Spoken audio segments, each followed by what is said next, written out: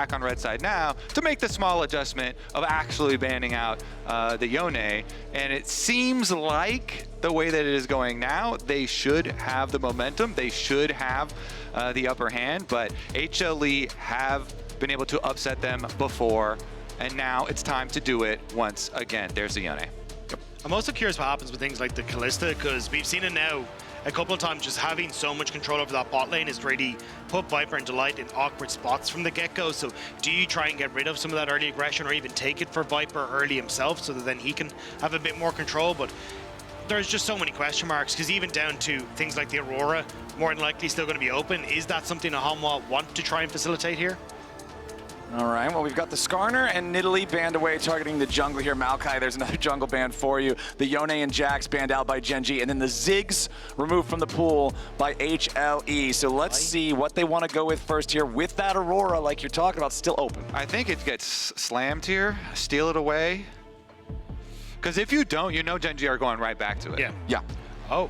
Okay, never mind. They're going for the Smolder instead. I gotta believe it's going to be a Keen Aurora again then.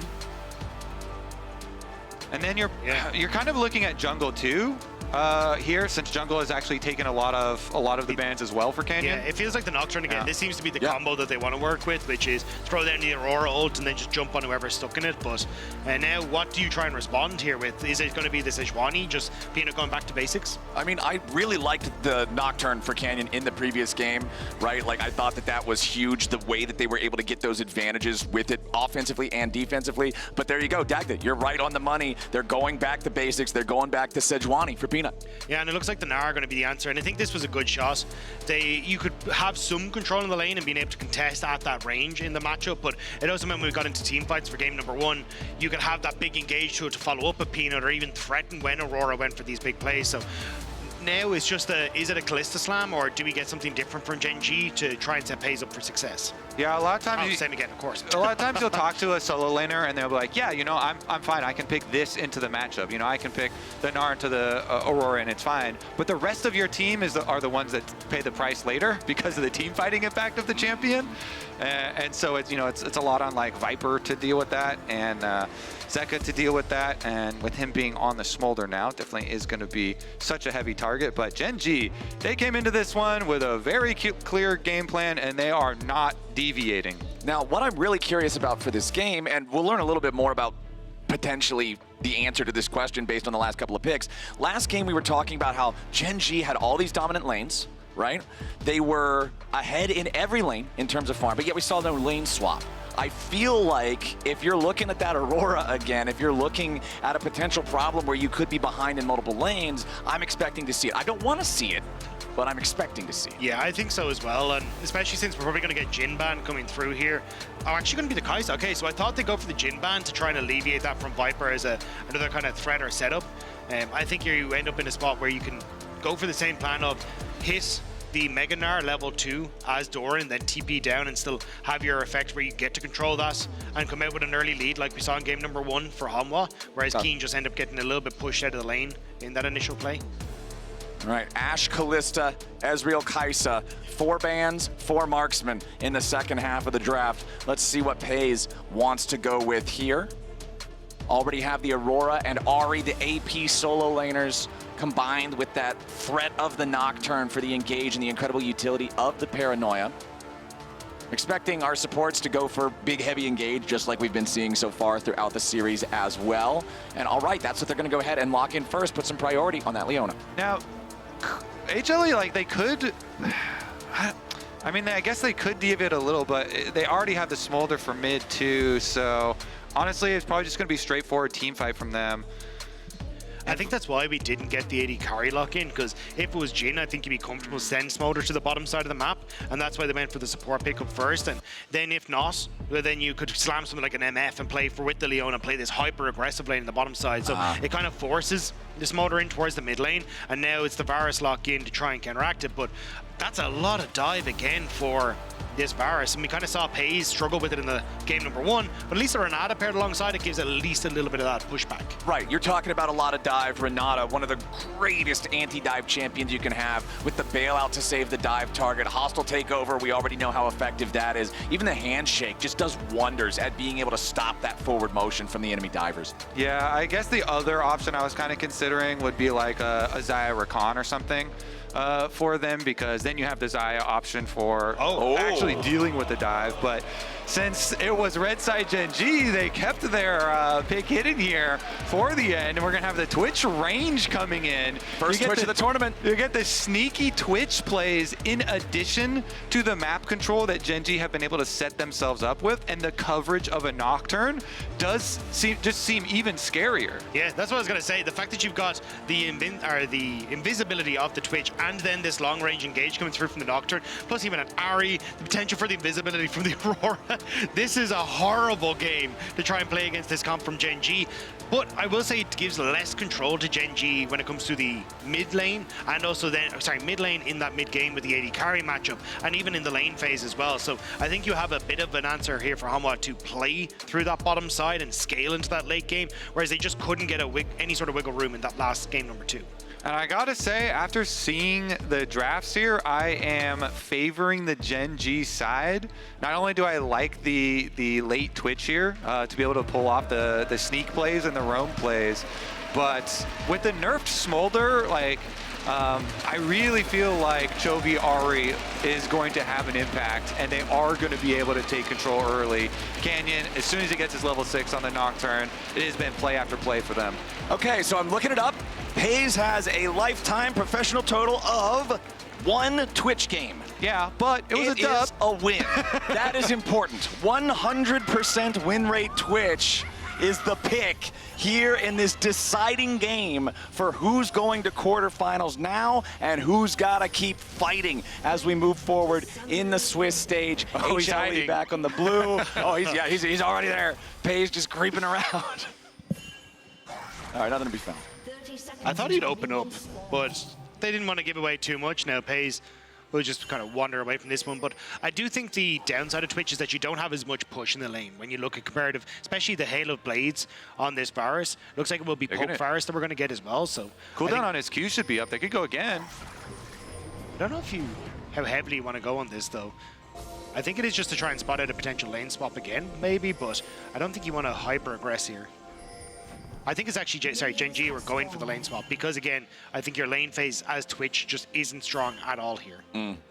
Just go ahead, give it up, trade that off, play for more of the later stages. Yeah, I mean, your scaling is so good with Twitch. When you pop your ultimate, your range, very, very useful against what HLE are showing here. So definitely agree with it. Let's see how much they have to give up. Seems like no one is even going to stick around and try and steal away a camp from the enemy side. They're just agreeing, fine, lane swap, should have even jungle start, both of them just on their own, quote-unquote, own Raptor side of the map, with top side there for GENG being their control with the duo. And again, they have done the normal supports mid here to get their level 2 top laners with their AD carries. I do think, though, that the introduction of Smolder into the mix here has kind of put a bit of a timer on towards GENG. Like, yes, Twitch has great scaling, but I do think this Smolder just pops off so well in the later portion of the game, especially with the lockup in the front line that Hanwha have that GENG are missing. You need something to go your way early to maybe even set a pace and turn into this assassination Twitch instead.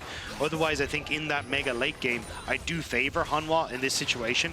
And when GENG were playing so slow, so methodically in the last game, I think they actually need a bit more burst opening in this game. I don't know. I love Twitch late game. I think I'm just going to fully invest. I'm going all in. Okay. I'm like, Twitch with range late game just feels so... Oh, wait a second. Yeah, Lehen's walking down here underneath the tier 1 turret, but the teleport will arrive Keen level 2 here on the Aurora, but man, Keen is in some trouble. He flashes away, tries to use the weirding to keep himself alive. Delight survives the damage of the turret, and that's already a 1-0 for HLE here in the early game. They're about to make it 2. Peanut at least dies to the turret, so there's 1 traded back, but the play goes positive for HLE. And this is why I was talking about the advantages for Hanwha. This is such a squishy team from GENG. Even on the rotation down, yes, you've got Lehens there, but this Aurora offers nothing. And now already a phenomenal start for the Hanwha squad.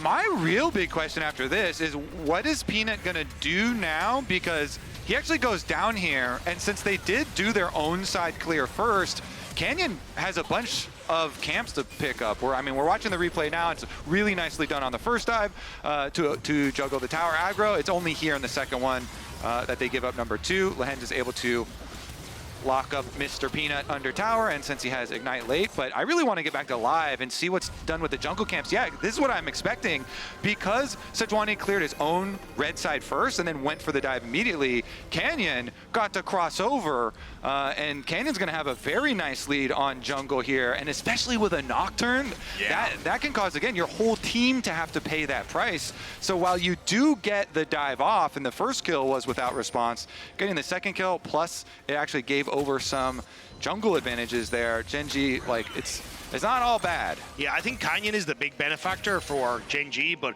for Hanwha, Viper coming in, serrated Dirk already completed, gives him a ton of control on this bottom side.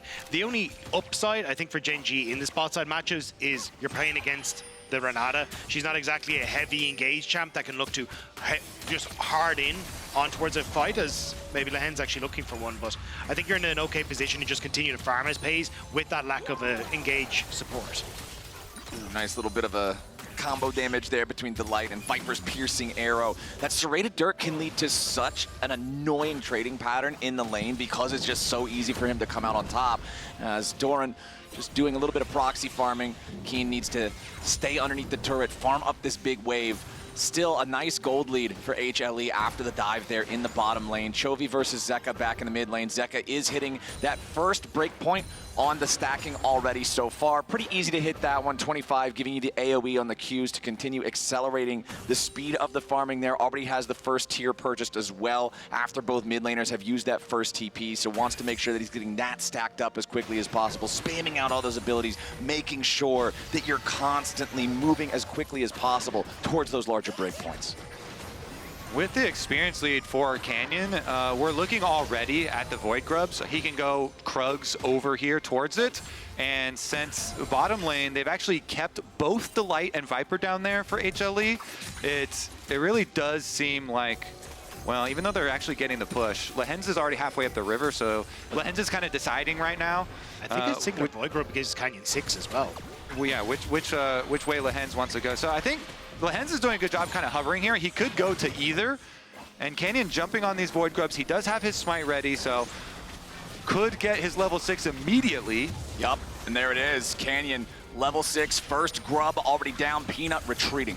I just love what they did there. You know, Lehens hovering in the river, in the fog of war, as the wave is slowly pushing into them. They're not really concerned about it.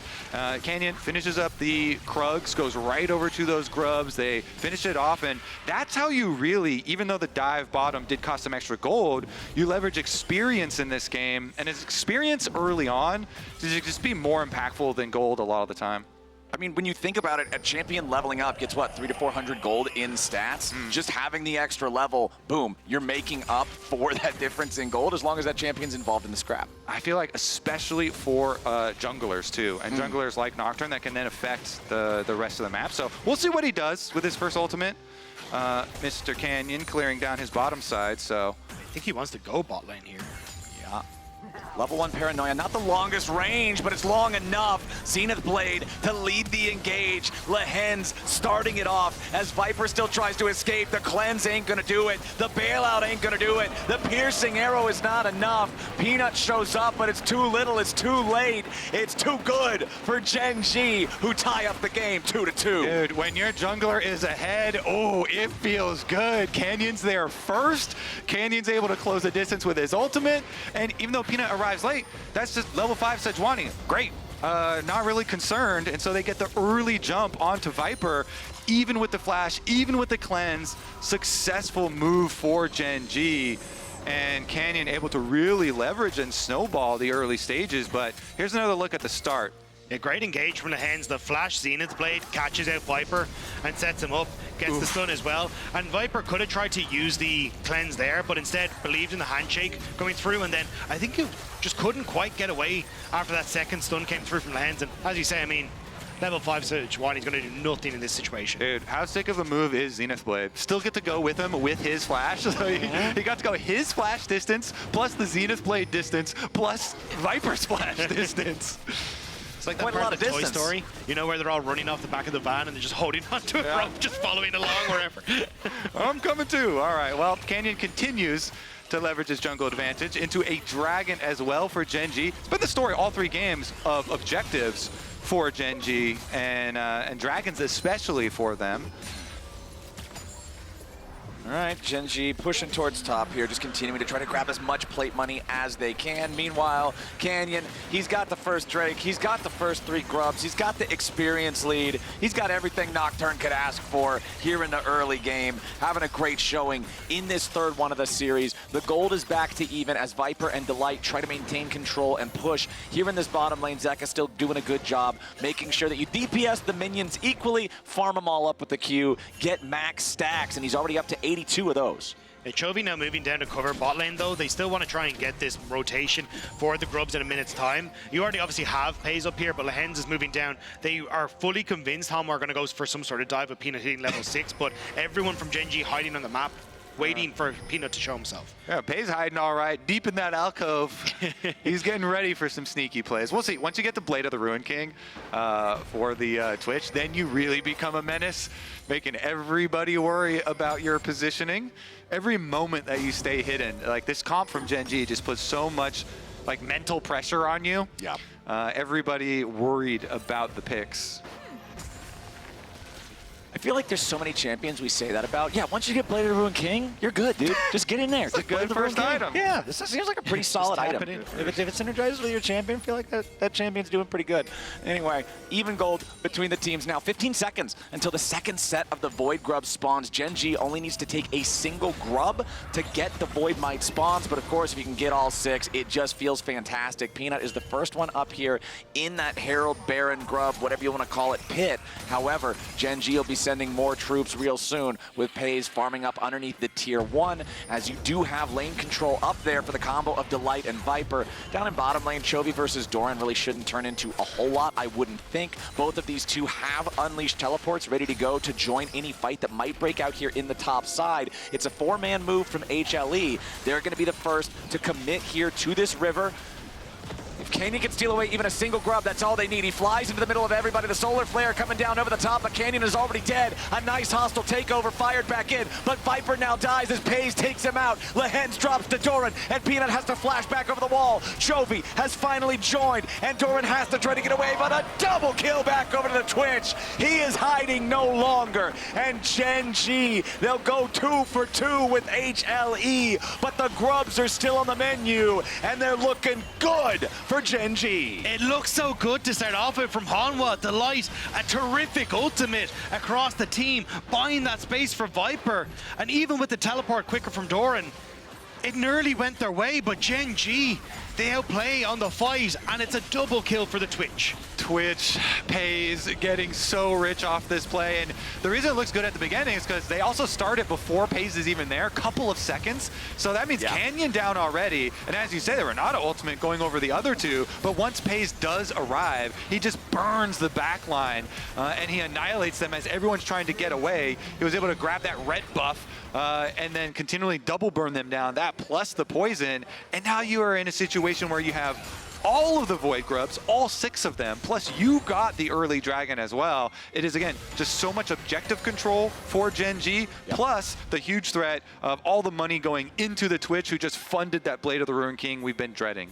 And for Doran, I could understand where his head was at. Was like, hey, if I go hyper-aggressive on towards Chovy in that bot lane, he can't TP to the fight. I'm about to go mini-Gnar. I haven't got that Mega Gnar available for this next fight.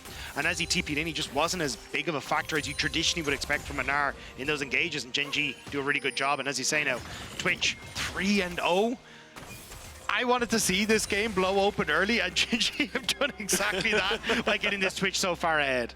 Okay, so the interesting thing I'm looking at here, nearly synced up timers. Whenever we have this state in a game of League of Legends, I'm always so curious as to how the teams are going to play it out. Because Rift Herald's a big one. Everybody always loves fighting over the Herald, but that Drake is going to be spawning just 10 seconds prior. Do you bother committing for the Drake if you know your opponents are going to just zerg the Herald? That's what I want to see. I do. Okay.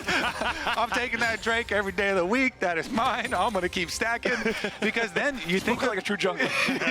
You think about what it's going to do for you in a little bit of the long term, not the immediate future. Like, okay, fine, you know, if a Herald is going to like get you an outer tower or something, but the Drake is going to give you the possibility of drawing the opponents out onto the map, where then you get to use Nocturne, Twitch, Ahri, Aurora for all of this pick potential, Leona even. Oh, dude. Like, yeah, look, you can't go anywhere on the map.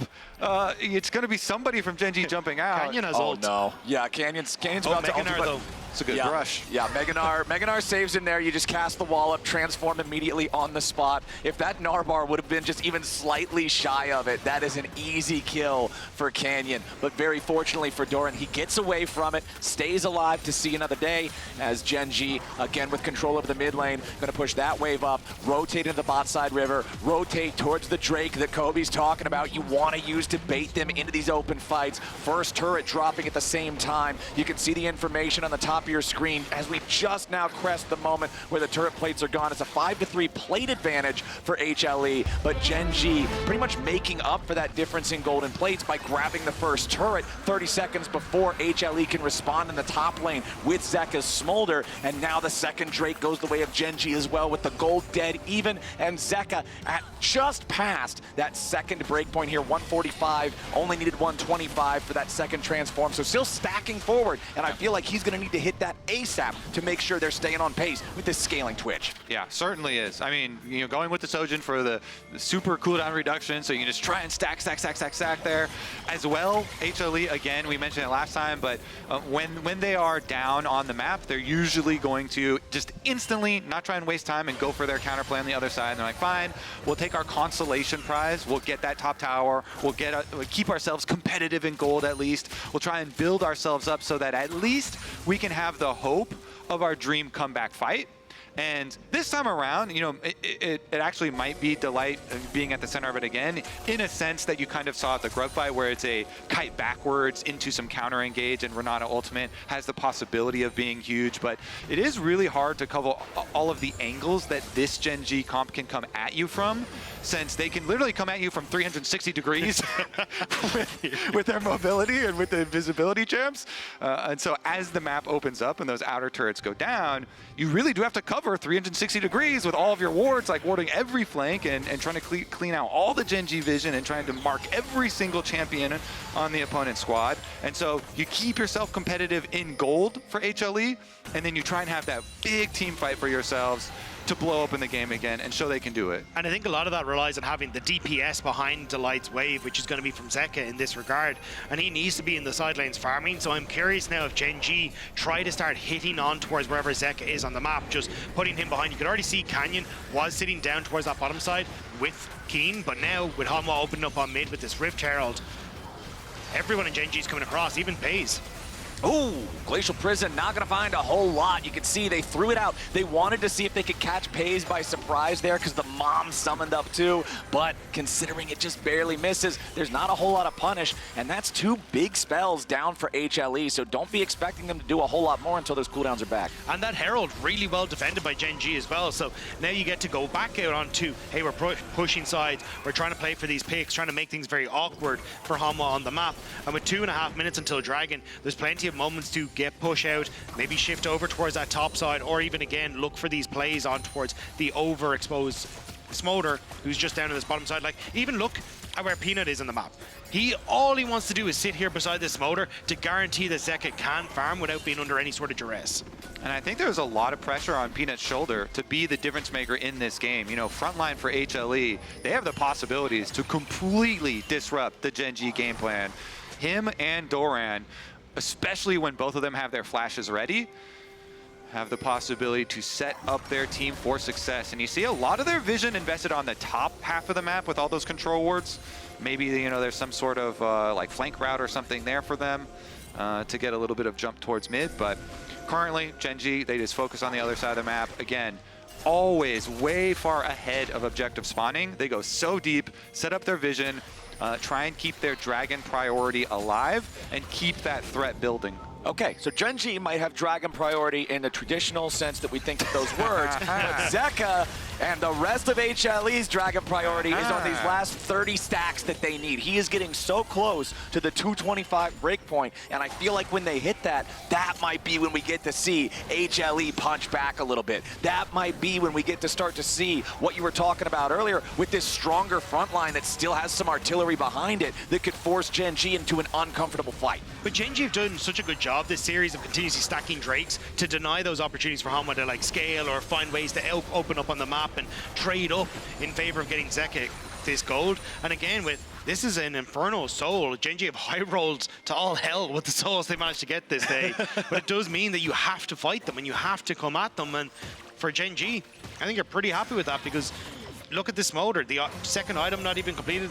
We should have it on reset, but it's also a build that comes on much later because you haven't gone for that Triforce to try and hit that breakpoint in the mid game.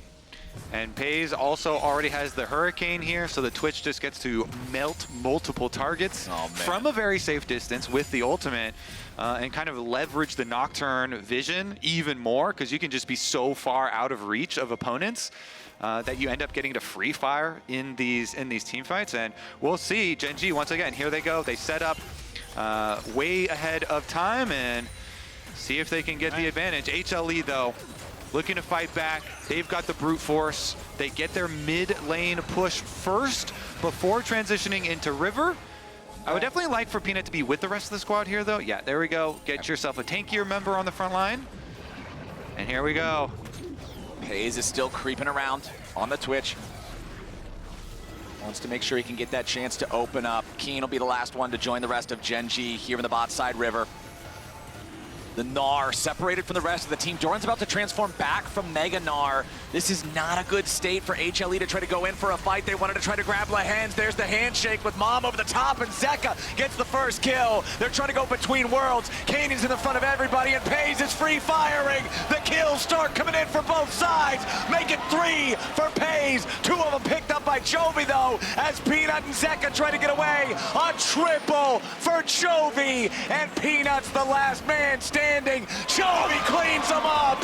A quadra kill for the GENG mid. Keen is putting the fish in the barrel for Pays and Chovy to knock them down. GENG wanted one fight, and my God, did they get it. They certainly did. They get the dragon and they get the smolder. So both dragon's flowers, everything taken care of, including 2 turrets afterwards. It's insane how much they get off this. But Pays, I want to highlight around the top, flanks on the Twitch. So even though Lehens is down, as you say, Aurora ultimate groups them up, and Pays opens up from the top side, out of vision of the enemy team. Nocturne ultimate goes off, and Chovy just going free and rampant here on the Ahri, chases them all down, gets the last little bit of the kill here for the quadra on his Ahri. Reset after reset. I mean, this has to feel good for GENG. The revenge for the finals in the LCK, but heartbreak coming through from the Hanwha coaches. Just having this moment where you can fight back when it was supposed to be yours, and Hanwha came out and snuck it away from you. GENG have a lot to prove here against them today. Yeah, and I like what they've shown. They've committed to this core of Nocturne turning out vision. You know, Canyon being a real strong point person for the double AP carries that they lock in over and over and over again. And I really like the execution as well, as Chovy gets a little bit Frisky with the mid lane here. Well, Viper tried to catch him with the Chains of Corruption. Since that's already down, and Chovy already had to use the ulti to escape it, he feels fine trying to scrap with the rest of the cooldowns as Canyon and Lehens have to try to get away now. They try to flash out to survive the Glacial Prison. Pays is firing into everybody, but he's finally caught. Zeka kills him. GENG has overextended, and they are punished for it. Doran, huge with the Gnar there. He's not going to let that happen again. To go straight for Pays, knocks him in. They get two. Keen down, Pays down. Hanwha Life not going to go out without a fight. This Runan's Twitch, though, still got the damage done. That could have potentially been Hanwha turning over towards the Baron, but blinking health bars on Viper, on Delight, on so many of these Hanwha's members means that, yes, it's some kills, but you don't get the objective afterwards. And look at the timing window here, because it is very close. Pays is there, he is waiting, he wants to open up, he sees all these abilities used, he's like, there's no Sejuani ultimate, and boom, Keem comes in, but Doran says, not on my watch. And they instantly shut them both down. And like you're saying, a couple more autos, boom, the whole team is just destroyed right there. So again, the instant turn to immediately go for both of them. Flash used from Doran, but that was a very worthwhile flash. The way that it looked, one auto kills two of them, and then there's not even enough for the remaining three guys to fight. It would have been a total wipe. Absolutely clutch to not let Pays get away with that. HLE doing everything they can to try to stay within striking distance in this game that, just like the first two, GENG has been in charge of so far.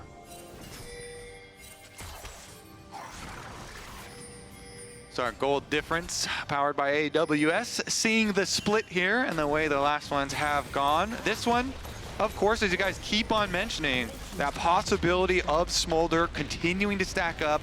A lot invested there, but a Nocturne ult on him. Yep, Canyon has found his target here with Zeka's Smolder. Mom summoned. Maybe it would have been enough to save him just from Nocturne, but not from the backup, too. Keen will be the one to take the kill as Pays also provides additional damage. GENG now with a 5v4 for the next 30 seconds. Mom not going to save you from these bullies. No. They finish the job there. Smolder down, stops the stacking for now as well. Meanwhile, this map just is so hard for HLE to play, again, because there is so much of a possibility of these GENG 360-degree flanks coming from anywhere. You really have to have towers to help defend and control wards to help defend your movements. So anybody that's out like that on a side lane, that's a very repeatable thing we just saw, and that's why we keep hyping up this GENG map play available with this comp.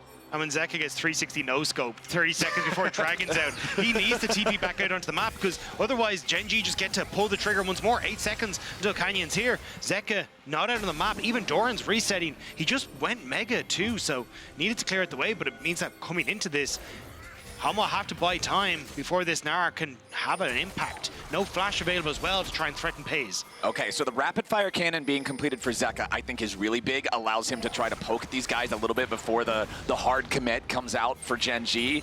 But it's so scary since Pays can always be anywhere, everywhere, all at once. Not a good place to have to try to defend against. Canyon getting caught initially there by the Glacial Prison. Loses about half HP, but not close enough to death to force him all the way back. To buy time, though, for Doran to get that Gnar bar filled up.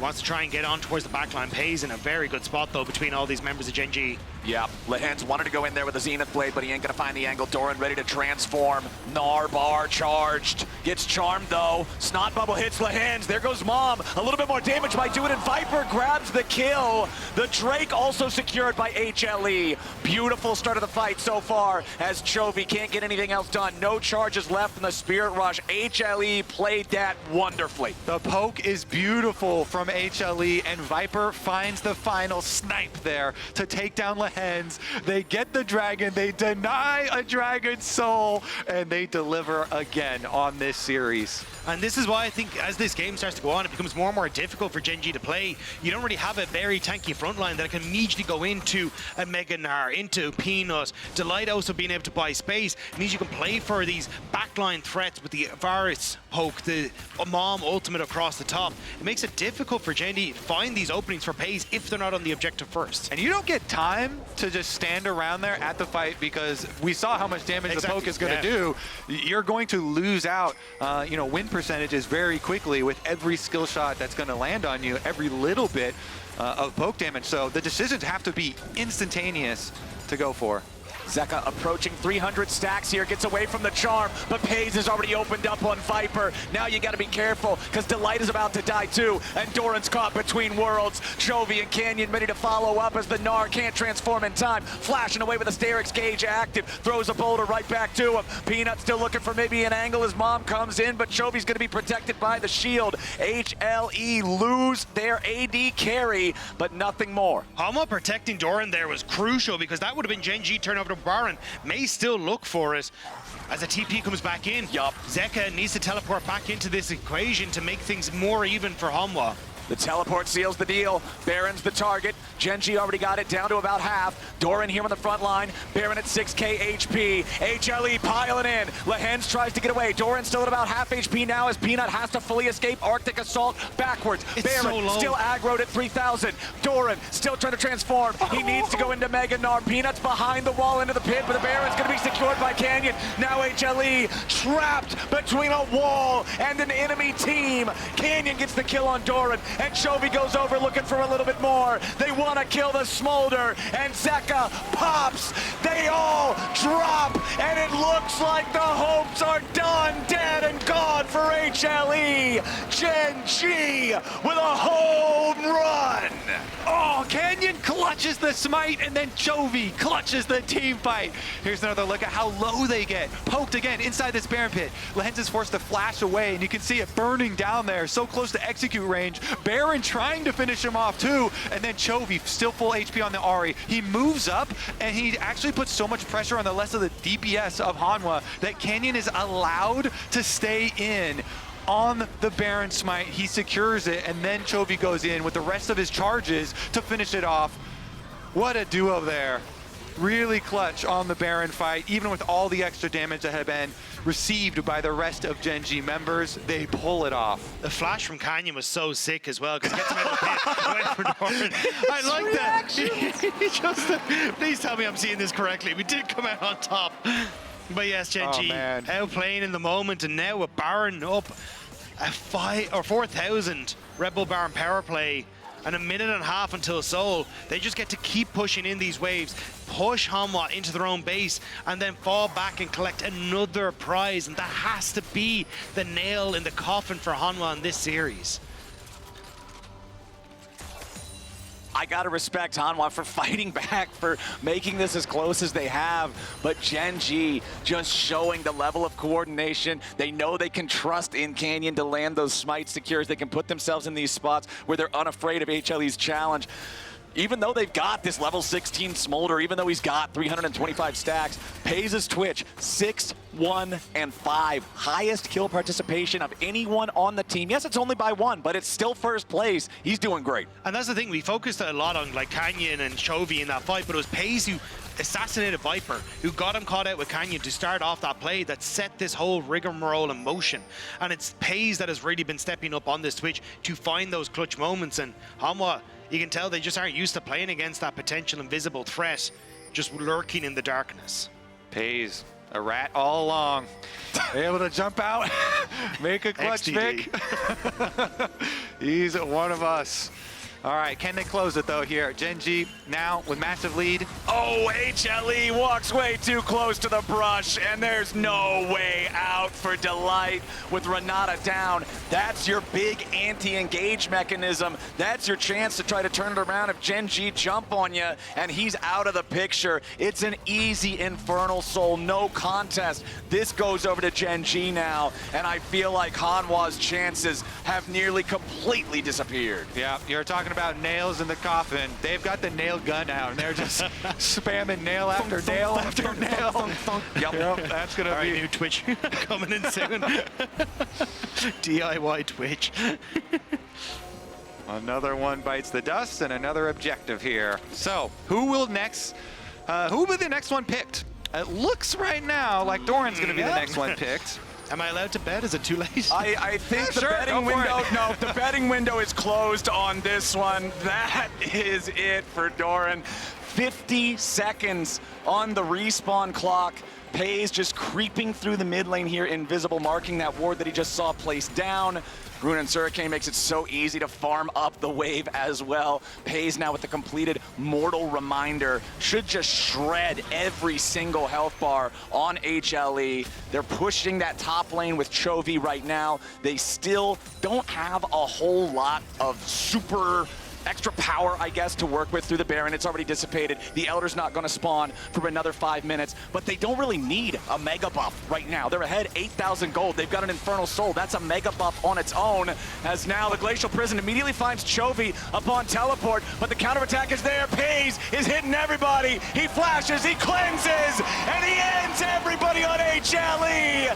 Exactly like we said. Pays on the Twitch. He came into the game with 100% win rate on it. He's gonna leave the game with 100% win rate on it. GENG is gonna show HLE that the finals are not the rule, but they are the exception.